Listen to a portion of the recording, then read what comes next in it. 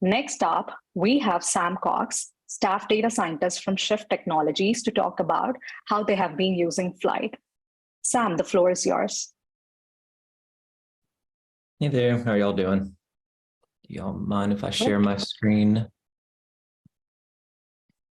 Yeah, so we didn't do anything like too out of the ordinary for what I've been reading and stalking on the Flyte stuff, but I'd still like to go over how we got it set up and hopefully some ideas to make it easier.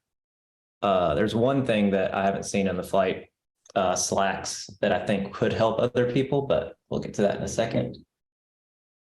But yeah, so just Flyte adoption at Shift. I'll go through some of our Shift overview, what we actually are and whatnot. If you haven't heard of us, data science at Shift, our legacy ML architecture, if you will, or lack thereof. Then I want to go over like our infrastructure team and how they have all of our Shift-wide infrastructure set up and how we were able to fit Flyte into that and why Flyte was chosen. Some small improvements. Honestly, this is so much better. I feel guilty saying improvements for y'all, but there are a couple that would have made my life easier. And then question and answer. Yeah, so Shift overview, we are a used car dealership focused on e-commerce, just like Carvana or Vroom. Our founders started it in 2013 because they went through horrible car buying experiences. One of our founders is CEO at Grindr now. The other one is an advisor on a lot of different companies. So they're, what do you call it? Pretty heavy in the Silicon Valley space. Just due to the economic environment, we're actually starting to switch to more of an omni-channel experience to gain in more customers. So now we have in-store processing, purely e-commerce, and a hybrid of the two to try to make it easier for people. So our company has gotten more complex, and with that, all of our data science tasks have gotten a lot more complex as well.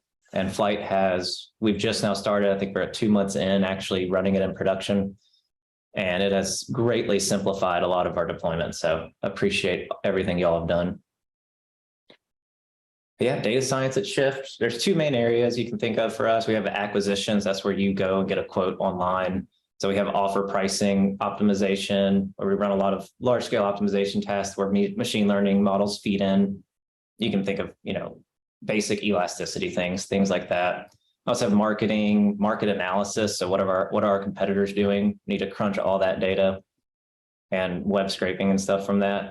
We also have a ton of forecasting things. So you can imagine forecasting isn't the best right now, but that is very important to see like what our depreciation rates for cars going to be and whatnot. And those just need to be scheduled and churning constantly. On the sales side, obviously we have our sale price. What is the best price to give for a car to get to sell fast, not keep it in inventory? There's a lot of different things we need to take into account. Also, all of our F&I products, we look at inventory anomalies quite often, and that is another perfect Flyte fit. It just needs to be constantly churning and seeing what our inventory is doing.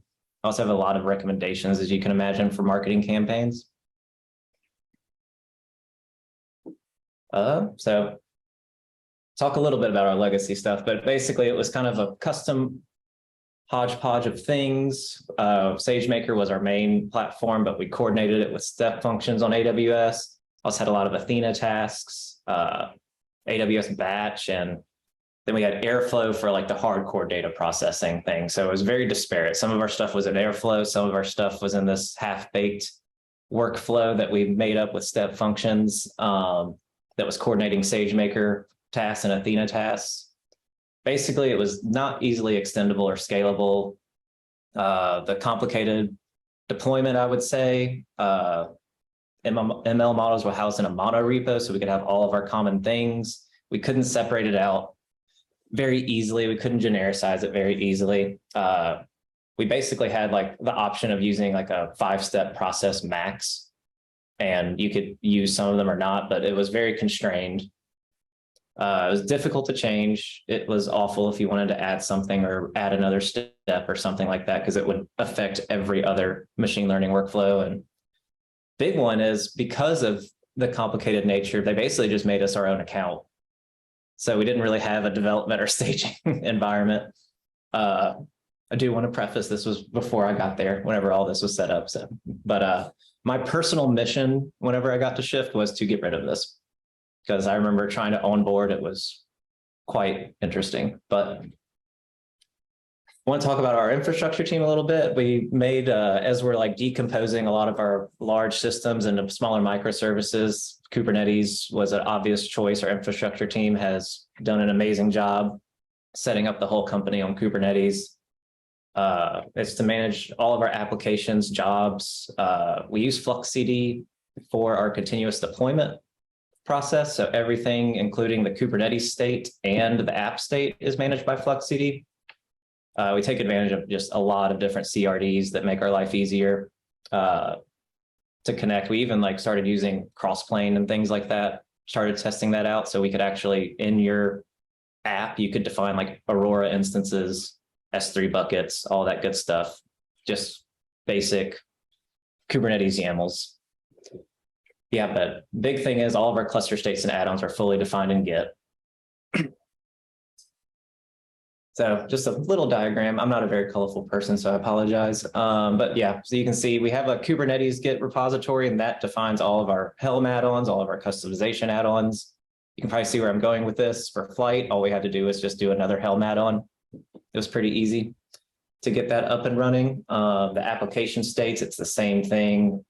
I don't know if anyone knows how Flux works, but basically it monitors your container registry for new tags, and then it will update your Git repo for the new state, whatnot, and it will continuously deploy all your apps in the Git state that you want.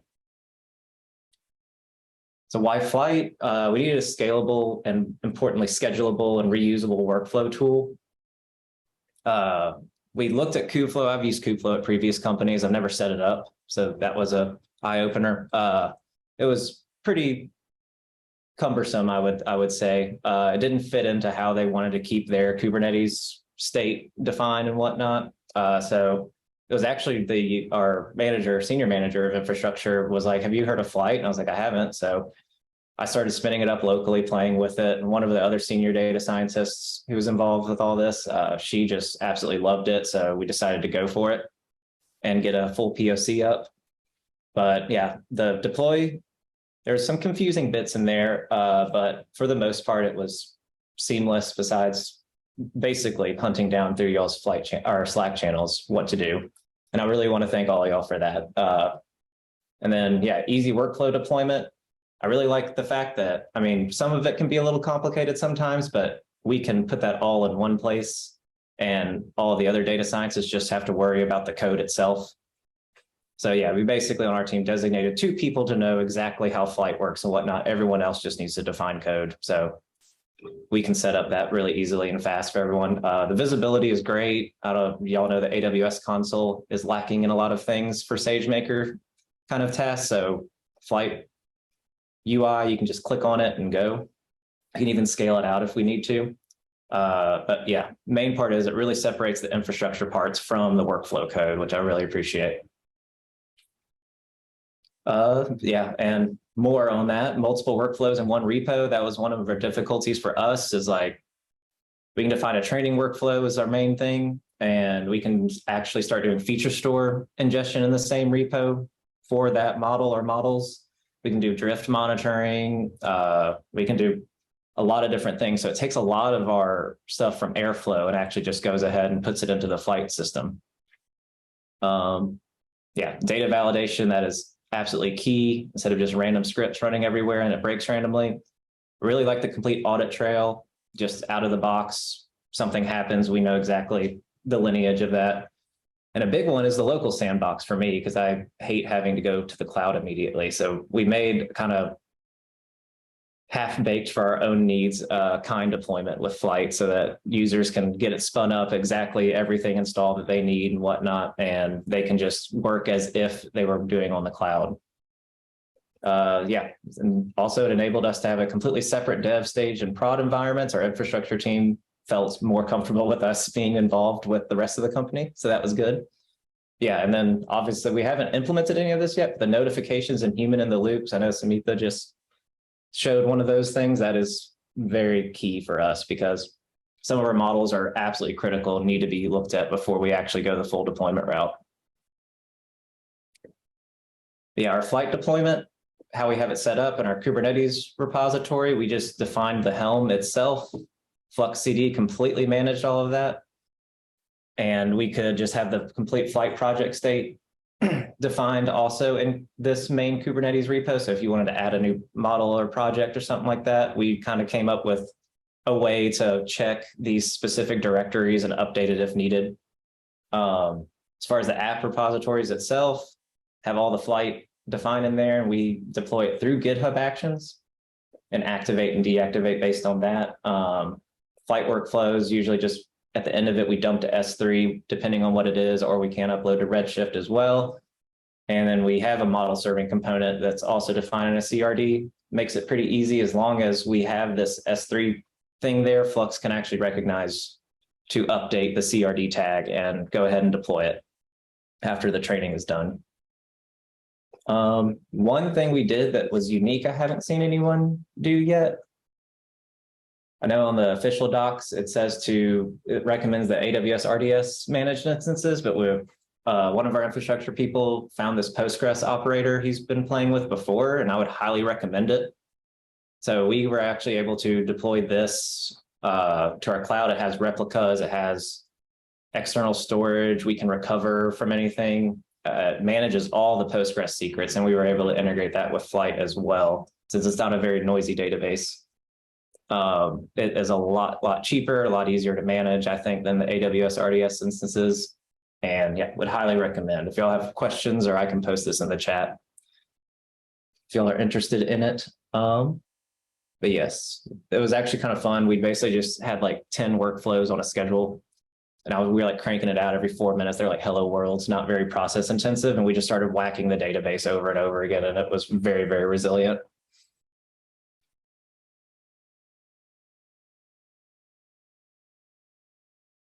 But yeah, so how we're actually using Flyte, our scheduled marketing campaigns have gotten a big boost.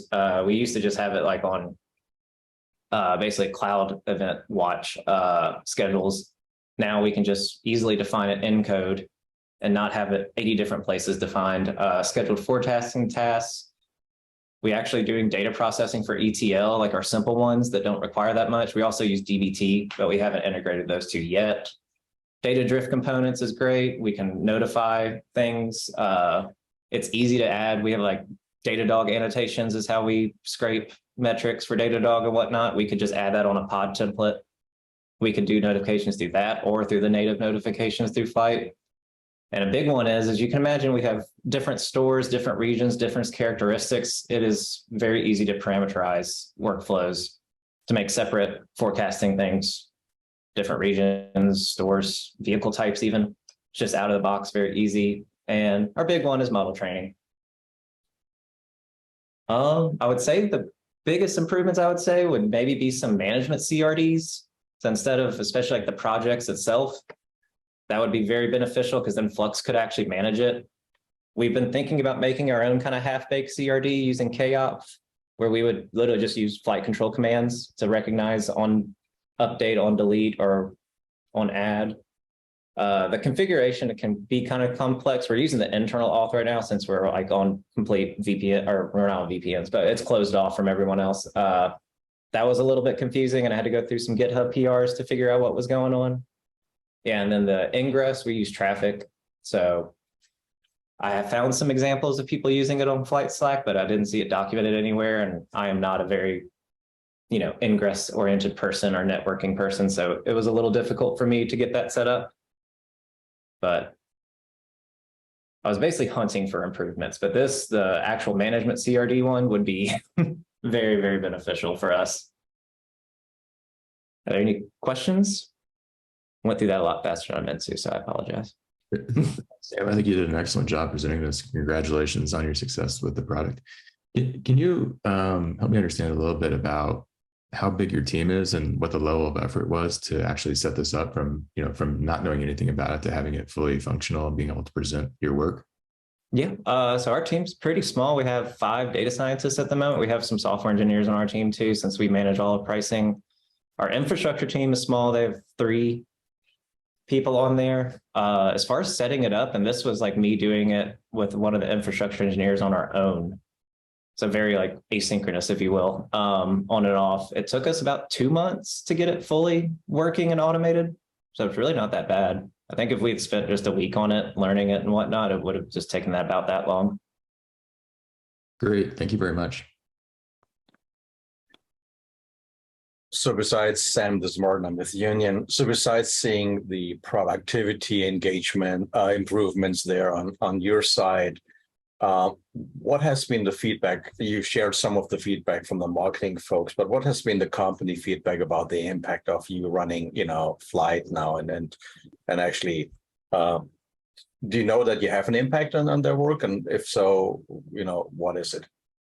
Yeah, a lot of our junior data scientists, or more junior, I should say, really appreciate it because they can just focus on it. I mean, what used to take us several weeks to make a new model, add it into our mono repo, make sure everything's working, whatnot, now takes, I think her name's Yushwin, she's one of the seniors. She did a project in less than 2 days and had it fully deployed. Wow. So the feedback has been good, just speed to delivery. The testing is easy. I mean, the data validation is key because we can deploy it and then it'll fail, and that's better than what used to happen. So as far as like the company-wide stuff, it doesn't, we're the DS people always in the corner, kind of playing with our own stuff. So they don't fully recognize it, but the speed of delivery, people have noticed an improvement. Perfect, thanks. I had a Matthew? question. Yeah. Oh, sorry. Matthew also had a question. Let Matthew go first. Yeah. He's asking, are you running any GPU workloads? Not at the moment. So we do have like a custom pipeline stuff for image processing. We don't know if it will come back or not, but we will put it onto Flyte or try to if that day comes. Okay. Yeah. Matthew, also, what questions would it be on GPU? Happy to, solicit from the community, happy to help in general. But Sam, firstly, fantastic presentation, and thank you for taking the time for sharing. It's really, I think I've told you this in the past, it helps the community a ton. Like just knowing people are deploying using Flux and how much time did it take to get deployed? Because some folks have asked me, is it going to take a long time for us to? I hope not, Yeah. but it's not. but without having practical data, it's hard. I had a couple questions and one suggestion. One is the Postgres operator stuff. I think that's fantastic. I think even Black Shark folks are using is what I learned in the channel. A blog would really help, for people who want to do this. They probably don't know. A blog would really help. And we'll be happy to promote it and share with others because I think the cost savings that you would get from that are pretty high. So like Aurora versus that is like almost 1/4, I think, or 1/5 the cost.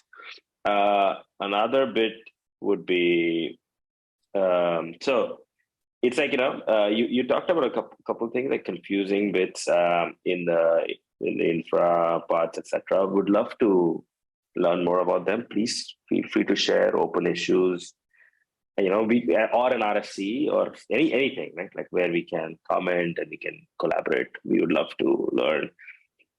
We've been trying to do a lot with the ingress setup. It's hard. It's just every day I find a new ingress. Like yesterday, somebody came up with I want Kong. I'm like, okay. I don't know what Kong is now. You have to go and learn. And we try to improve it, but it's impossible to keep up. That's where community really comes in. If you've done something with, let's say, traffic, sharing that more generally helps the community at large. So thank you for firstly sharing this, but continue sharing more so that people are able to do it faster and better. One thing, so you were using SageMaker, etc., and all of that was for training, or was that something else you were doing in SageMaker? You said Athena, SageMaker, step functions, Airflow. So there was a lot of different technologies. How big are your workflows? Like, what are you moving? Lots of data?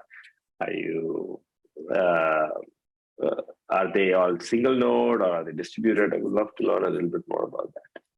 Yeah, so most of the vast majority of our workloads are very small, I would say. We have some large ones that need to get distributed and whatnot. SageMaker we kind of use it just as general for processing and training and serving. We still use SageMaker for serving, but we're thinking about trying Bento or other things like that.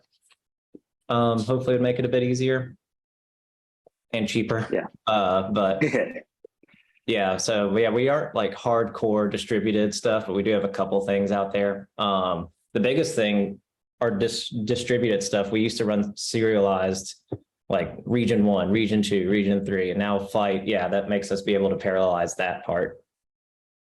Yeah, that's actually, when we started at Lyft, the number one use case was train a different model per region. That was number one use case. And so some of the primitives in Flyte are basically built around those. That was 2016. So that's great. Thank you. I am always amazed by the pricing of older cars. And so great to see that Flyte kind of powers that as ship. So amazing. We would love to learn more, but that's probably a different topic. Yeah. Hopefully the economy will calm down a little bit on the used car prices. So fingers crossed. Yeah. I lost a lot of price on my car. Unrealized gain. Any other? So I had a question for you, another one, Sam. So obviously, it looks like you said you run a lot of smaller tasks, and I would love to learn a little bit more about what your data scientists, what kind of looks like there's a lot of regression stuff going on the marketing side. And can you tell, are they using it for Bayesian stuff as well? Is it just classical frequentist stuff? Do you know what's going on their side? What their main tools are, main frameworks and approaches to solve there? Yeah, it's mostly frequentist side of stuff. We are getting into some Bayesian type of workflows because we're starting to do like stochastic optimization and fancy things like that. So that helps a lot. But by and far, I would say, yeah, we're mostly straight regression classification on the frequentist side. Got it. Okay, cool. I mean, it's really amazing to see that, you don't have to have really, complex deep learning models to use an orchestrator. It benefits one, if you have just teams that need to get stuff done and deployed and put forward quickly and reliably, and can roll back. And it doesn't matter how big the task is, even if it's smaller tasks, you get an advantage out of using an orchestrator. Oh, 100%. That's awesome. Great, thanks. Yeah. Also, you mentioned OR models. What kind of libraries do you use? Because I think we have had a few people who have been asking us, hey, you don't have an example of training an OR model of Flyte? And I'm like, it should just work. It's Python code, but anything that you can shed light on for people would really, I think, appreciate this. OR meaning operations research? Yeah, operations research. I'm assuming you have them. Yeah, we usually stick to PyOmo just so we can make it general. We don't want to get stuck with just one. Yeah, got it. And so do you do offline predictions, or what kind of use cases with OR do you do? Yeah, a lot of our inventory movement. A lot of our pricing policies are dictated by that, depending on company goals. It's a nice middleware between, it will try to optimize stuff, but you can add constraints in at the same time. If, I guess there was a situation where car prices started going down and the OR model would be like, hey, don't buy any cars. And we're like, well, that's not possible. So, Okay, cool. All right, that's it from my end.